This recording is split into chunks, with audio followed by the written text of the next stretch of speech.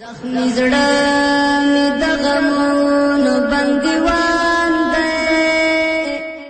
درنو اوریدونکو، ستاسو پام راوړو د الحاج مولوي محمد یاسین فهیم صاحب د خوش پیغمبر صلی الله علیه وسلم د سپېڅلو قومندانانو وخبرونو ته.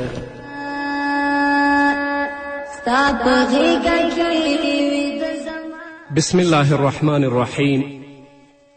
الحمد لله رب العالمين حمد الشاكرين، الصلاة والسلام على سيد الأنبياء والمرسلين سيدنا ونبينا وشفيعنا ومولانا محمد وعلى آله وأصحابه الطيبين الطاهرين. قدرمن اوریدونکو د ژوند د لارې د خپرونې مینوالو، السلام علیکم ورحمة الله وبرکاته. ستاسو روغتیا او خوشحالي د پاک رب نه غواړم، په دې هیله چې د صحت او عافیت جامې په تن ولرئ او خوشحالي مو په برخه وي. دا دی زه محمد یاسین فهیم د ژوند د لارې د خپرونې په وړاندې کولو کې ستاسو په خدمت کې یم. زموږ د نن ورځې د خپرونې موضوع بیا هم د خوش پیغمبر خواږه قومندانان.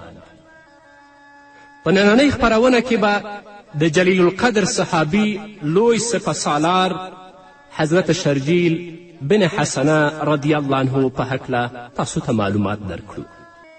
حضرت شرجیل رضی الله تعالی عنه کوچنی و چې د پلار له سوري بې برخې شو. د ده مور حسنه رضی الله عنها د مکې د یو مشر حضرت سفیان بن معمر سره واده وکړ او په همدې زمانه کې له خپلې کوچنۍ زوی سره یو ځای مکې مکرمې ته راغله او همدلته یې استوګنه پیل کړه. دا د رسول اکرم صلی الله علیه وسلم له نبوت څخه 30 کاله وړاندې پیښه ده. لکه څرنګه چې د مکې خلک د شرجیل رضی الله تعالی عنه له پلرونو او نیکونو سره آشنا نه ول، نو د همدې له امله به یې د ده نسبت د دې مور حسنه ته کوه، یعنی شرجیل بن حسنه به یې ورته ویل او په همدې نوم سره یې په تاریخ کې هم شهرت پیدا کړ.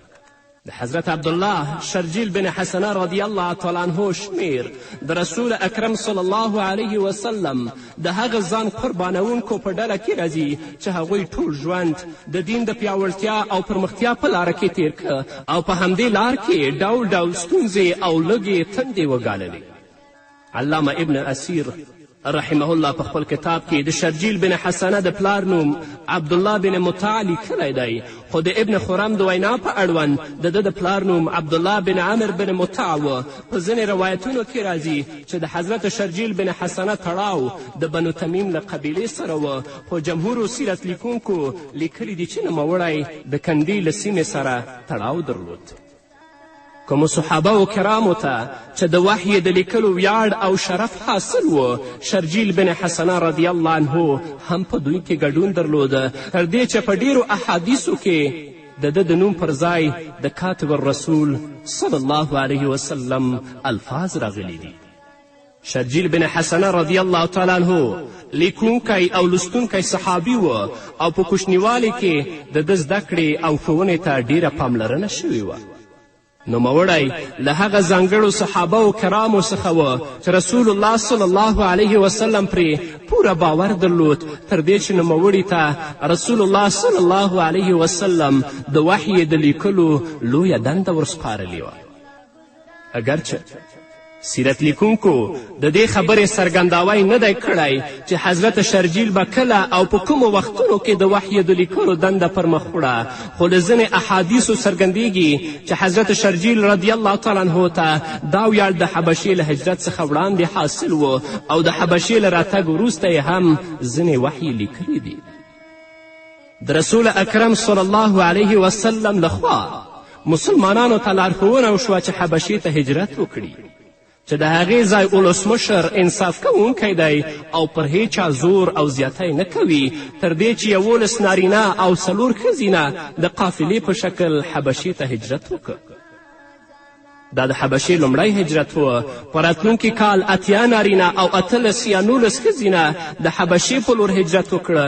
په دې هجرت کوونکو کې شرجیل بن حسنه رضی الله تعالی عنه د هغه مور حسنه هم ګډون درلود. شرجیل بن حسنه له خپلې کورنۍ سره یو ځای 14 کاله په حبشه کې د غربت او هجرت شپې تیرولې. د حبشې په مهاجرینو کې ام حبیبه بنت ابو سفیان هم وه. هغه په 2م هجرت کې د خپل خاوند بن جحش سره یو ځای هجرت کړی و چې په دې کې شرجیل بن حسنه او د دوی د کورنۍ نور غړي هم شامل ول.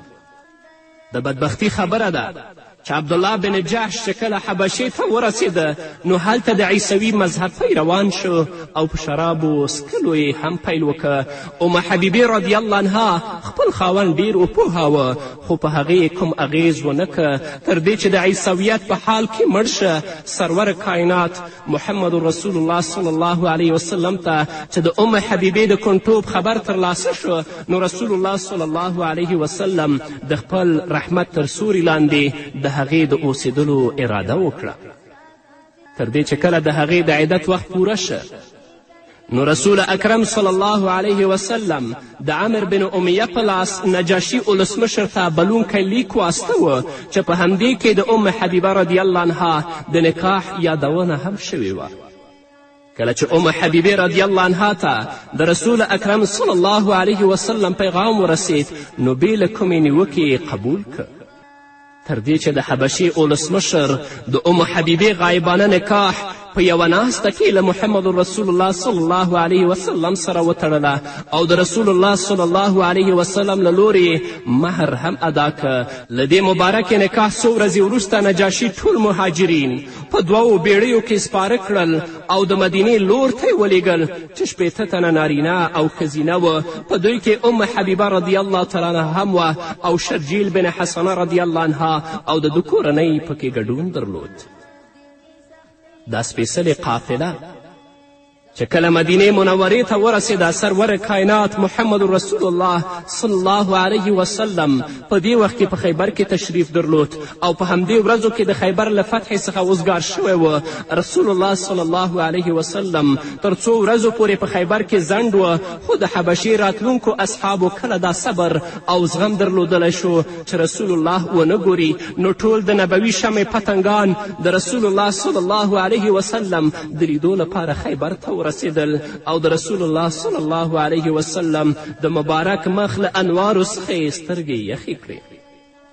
رسول الله صلی الله علیه وسلم نوموړي مهاجرین صحابه کرام له 14 کاله بیلتون وروسته ولیدل.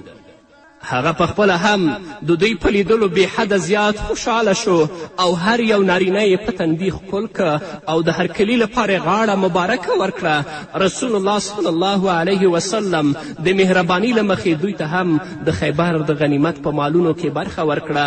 له حبشې څخه راتلونکو ټولو صحابه و کرامو نارینه او ښځینه وو د رسول الله صلی الله علیه وسلم له مبارکې خولې د ذوالهجرتین د لقب ویاړ وګاټه چې یو هجرت له مکې څخه حبشې ته و او بل هجرت له حبشې څخه مدینې ته و. په مدینې منوره کې شرجیل بن حسنه رضی الله تعالی عنه د بنو زریق په سیمه کې دیره شو او همدلته یې د یوې مشهورې صحابیې شفا بنت عبدالله عدوي له لور سره واده وکړ. د خیبر له غذا څخه یو څه موده وروسته مشهوره صحابیه شفا بنت عبدالله د رسول الله صلی الله علیه وسلم په خدمت کې حاضره شوه او خپلې اړتیاوې رسول الله صلی الله علیه وسلم ته په ډاګه کړې. د رسول الله صلی الله علیه وسلم له درباره لا تروسه هیڅوک ناهیلي شوي نه و. د برابري خبره وه چې په دې وخت کې له رسول الله صلی الله علیه وسلم سره هیڅ شی نه و چې ورکړي یې وی. رسول الله ترې معذرت وغوښت خو هغې به ټینګار کوه. په دې وخت کې د لمانځه وخت راغی او رسول اکرم صلی الله علیه وسلم جماعت ته تشریف یوړ. شفا له نبوي دربار څخه پاڅېدله او د خپلې لور کور ته ولاړه. هلته یې ولیدل چې زوم شرجیل رضی الله عنه په کور کې ناست دی او د لمانځه لپاره جماعت ته نه دی وتلی. شفا خپله زوم ملامته که چې د لمانځه وخت دی او ته په کور کې ناست یې. هغه ورته وړاندیز وکړه چې ما مه ملامته وه. زما سره یوه جوړه پخوانۍ زړې جامې وې چې په هغه کې ګڼ شمېر پیوندونه هم لګېدلي وه. ما هغه رسول الله صلی الله علیه وسلم ته ورکړې ځکه چې له هغه سره د اغوستو هیڅ شی نه و. اوس ما ته شرم راځي چې له رسول اکرم صلی الله علیه وسلم سره مخ شم. شفا بنت عبدالله رضی الله عنها چې کله د خپل د زوم خبره واورېده نو سخته پښیمانه شوه او وی ویل چې زما مور او پلار دې له رسول الله صلی الله علیه وسلم څخه قربان شي. ما ته څه معلومه وه چې د رسول اکرم صلی الله علیه وسلم دا حال دی. ما خو له سهاره رسول الله صلی الله علیه وسلم ته د څه غوښتلو ټینګار کوه او رسول اکرم صلی الله علیه وسلم به راته عذر کوه او بخښنه به یې پیش کوله چې ما سره کوم شی نشته. د خیبر له غذا وروسته شرجیل بن حسنه رضی الله تعالی عنه له رسول اکرم صلی الله علیه وسلم سره په ډیرو غذاګانو کې ګډون درلود. د رسالت په وروستی دور کې رسول الله صلی الله علیه وسلم هغه د مصر د استازي په توګه وټاکه. هغه په مصر کې و چې رسول اکرم صلی الله علیه وسلم له نړۍ څخه رحلت وکړ.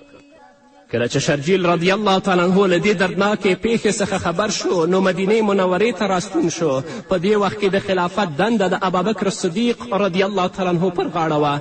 حضرت شرجیل رضی الله عنه چې مدینې منورې ته ورسید نو د ابابکر صدیق رضی الله عنه په لاس یې بیعت وکړ.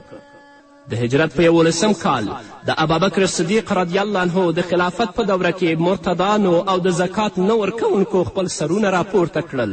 د نبوت دروغجن دعوه کوونکي هم رامنځته شول. د دوی ټولو د مخنیوي لپاره ابابکر صدیق رضی الله تعالی عنه د اسلامي مجاهدینو 14 ځایه لښکر برابر که چې په دوی کې د یو لښکر سپهسالار حضرت شرجیل بن حسنه رضی الله عنه دوی ته دا دنده وروسپارل شوه چې د مسیلمة کذاب د رانسکورولو لپاره له اکرمه سره مرسته وکړي او له دې وروسته د کنده او حضرموت د سیمې د مرتدانو پاڅون له خاورو سره خاورې کړي. تر دې چې د یمامه په ډګر کې د حق پالونکو او د مسیلمه کذاب د زورور لښکر ترمنځ خونړۍ جګړه پیل شوه. په دې جګړه کې حضرت شرجیل رضی الله تعالی عنه کفن په سر تړلی و. تر وروستۍ دمه یې ښه په میړانه او شهامت وجنګېده تر دې چې مرتدانو ته یې هم ماته ورکړه. په خپله مسیلمه کذاب هم په دې جګړه کې ووژل شو. د یمامه له جګړې وروسته شرجیل بن حسنه رضی الله تعالی عنه د مرتدانو په نورو جنګي محاذونو کې هم خپله میړانه وازمایله. د حق پالونکو د سر قربانولو پایله دا شوه چې په څو میاشتو کې دننه مرتدان او د نبوت دروغجن دعوه کوونکي ټول ختم شول او ټولو عربو د صدیقي خلافت پر وړاندې د اطاعت سرونه ښکته کړل. هرقل د روم ولسمشر چې په انطاکیه کې میشت و کله چې په اردن او حمص کې د مسلمانانو له حملې څخه خبر شه نو له غم او فکره لیونی شو. هغه له مسلمانانو سره د یو پریکړه کوونکي جنګ لپاره له ټولو لاس لاندې سیمو څخه په زور او جبر د عسکري لپاره د خلکو د جذب او نیولو حکم وکړه او له دې سره سره یې رومیانو ته دا پیغور هم ورکړه که تاسې ټول یو موټی نشئ او عربان مو له شامه ونه ښکل نو ستاسې عزت او ناموس به په خطر او زیان کې پریوځي. کومو سیمو ته به چې د هرقل فرمان ورسید د هغه ځای په اوسیدونکو کې به د عزم حوصلې او جذبو ولولې راوپارېدلې او له هرې لورې د رومیانو جنګي عسکر او نور ځوانان انطاکیې ته ورسېدل. په همدې سیر په لږ وخت کې په لکونو رومیان د هرقل تر بیرغ لاندې د مسلمانانو د مقابلې لپاره راغونډ شول. هرقل خپل مشهور قمندان باهان ته حکم وکړ چې حمله کوونکي مسلمانان نیست او نابود کړي. په دې هکله به نور واورو قدرمن اورېدونکو خو هغه د یوې دمې نه وروسته. د زړه ندی مدینې زخمي ګزران دی زخمي زړه مې د غمونو بندیوان دی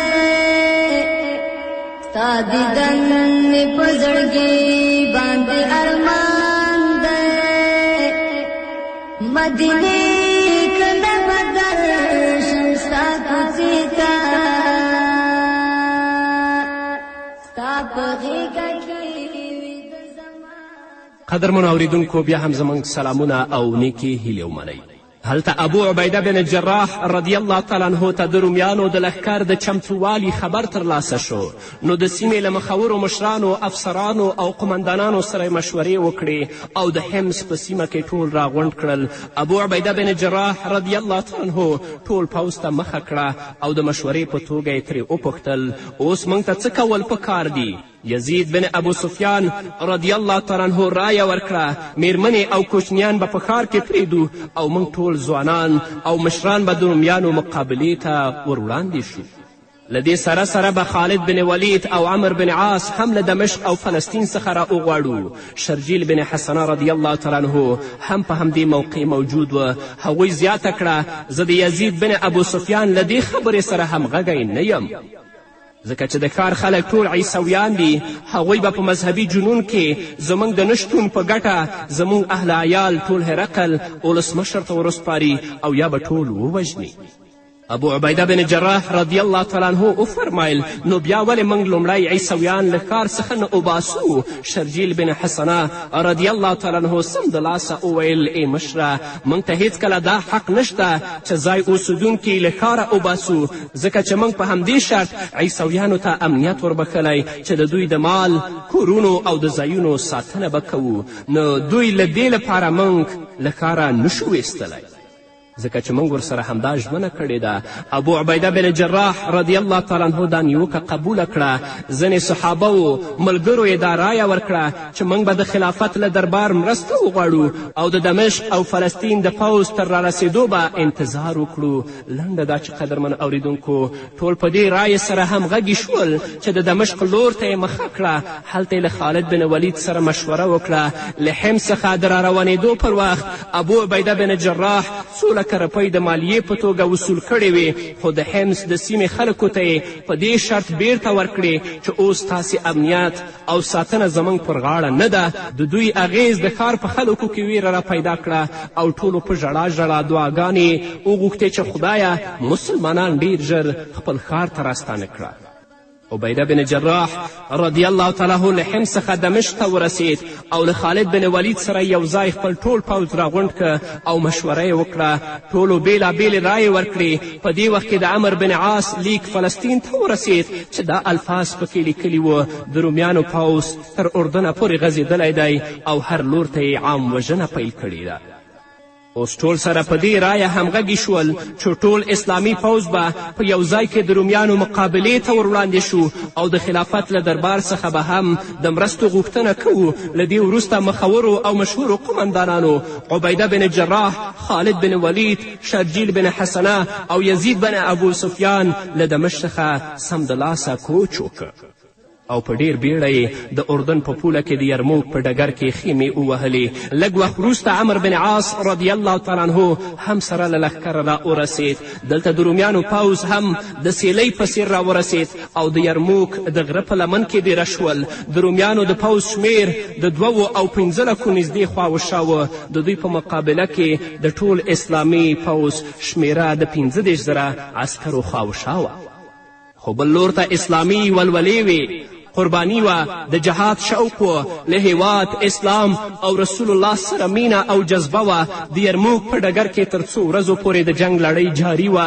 په دې جګړه کې شرجیل بن حسنه رضی الله تعالی عنه د ښي طرف سپه سالار و. هغه له پیل څخه تر وروستۍ دمه دومره په میړانه وجنګېد چې هر یو د ده د جوش، د ده د جذبې او د ده د میړانې او د ده د سپېڅلي جهاد په زغرده اقرار کوه.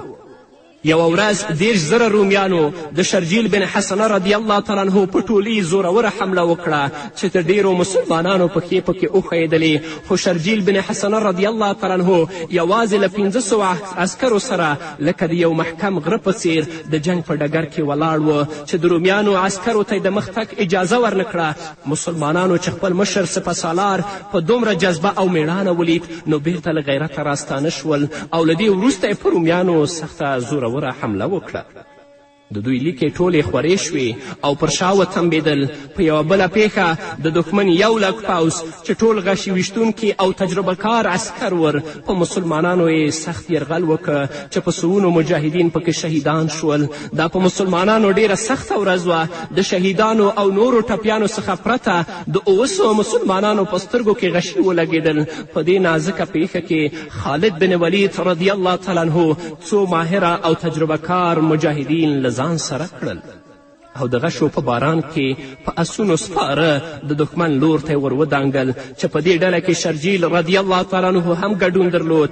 د شرجیل بن حسنه رضی الله تعالی عنه، خالد بن ولید او نورو سر قربانونکو د میړانې او شجاعت دا پایله شوه چې رومیانو ته یې سخته غاښ ماتونکې ماته ورکړه، تر دې چې هرقل له انطاکیې څخه قسطنطنیې ته په تیښته مجبور شه. انطاکیې ته د وتلو پر وخت د ده په خوله دا الفاظ جاري وه: الوداع ای د شام ځمکې، الوداع ای د شام ځمکې. د یرموک له فتح کېدو وروسته مسلمانانو په ډیره لږه موده کې د قنسرین، حلب، مرعش، حسن، حرس، بوقا، جرمه او داسې نورې سیمې هم فتح کړې او بیا یې د فلسطین مرکزي ښار بیت المقدس هم کلابند کړ چې په دې پوځ کې شرجیل بن حسنه رضی الله تعالی عنه هم ګډون درلود. عیسویان تر څو میاشتو پورې وجنګېدل خو کومه پرمختیا یې ونه کړه. لنډه دا چې قدرمنو اوریدونکو آخر یې سولې ته غاړه کیښوده. عمر فاروق رضی الله تعالی عنه په خپله بیت المقدس ته تشریف یووړ او په خپل لاس یې د سولې تړون ولیک. لکه څرنګه چې امیر المؤمنین عمر فاروق رضی الله عنه شرجیل بن حسنه رضی الله عنه د اردن والی ټاکلی و، خو د شام په جګړو کې د یو قربانوونکي مجاهد په څیر نوموړي ته د خپلې دندې ادا کولو موقع ډیره کمه په لاس ورتله. د جهاد شوق ذوق اجازه نه ورکوله چې د ولایت دنده پر مخ بوځي. کله چې د هجرت په 18 کال د شام سیمه د اوبا طاعون ونیوله، نو عمر بن عاص رضی الله تعالی عنه شرجیل بن حسنه ته مشوره ورکړه چې اسلامي پوځونه له دې ځایه محفوظې سیمې ته انتقال کړي. خو شرجیل بن حسنه دا مشوره ونه منله او ورته یې فرمیل چې ما له رسول اکرم صلی الله علیه وسلم څخه اوریدلی دي چې طاعون د خدای رحمت او د نبیانو دعا ده. وړاندې هم ډیر نیک او پرهیزګاره خلک په دې ناروغي اخته شوي او مړ شوي دي. نو د دې لپاره هیڅکله باید له خپلې سیمې پښې ونه باسو تر دې چې په هماغه سیمه کې پاتې شو او د همدې وبا له ناروغي وفات هم شو. په دې وخت کې د ده مبارک عمر اوه یا 9 کاله و. اگر چې د شرجیل بن حسنه ټول ژوند د جهاد په ډګر کې تیر شو او د حدیث بیانولو موقع ورته په لاس نه وه ورغلې، خو بیا هم 2 حدیثونه ترې روایت شوي چې ابن ماجه په خپل کتاب کې نقل کړي رضی الله عنه ورضوا عنهم. نو قدرمنو اورېدونکو دا به زموږ د نن ورځې خپرونه چې ستاسو درانه حضور ته وړاندې شوه. تر بلې خپرونې پورې چې زه بیا هم ستاسو درانه حضور ته راځم، تاسو ټول په پاک رب سپارم. پاتې ژوندم نیکمرغه، ښاد، بریالي او کامیاب و. ستا دیدن می په زړګي باندې ارمان دی، مدینې کله بدل شم ستا کوڅې ته، ستا په غېږه کې ویده زما جانان دی. شامدام مې چې دا ستا خدمت کولی، زه لوګی ستا نه ښایسته وی قربان وی، چې مسکن مې ستا تر خوا وی ډېر به خوږ وما، پروتا جنګ کې یم والله سخت مې ګزران دی، چې مسکن مې ستا تر خوا وی ډېر به خوږ وم، پروت عجم کې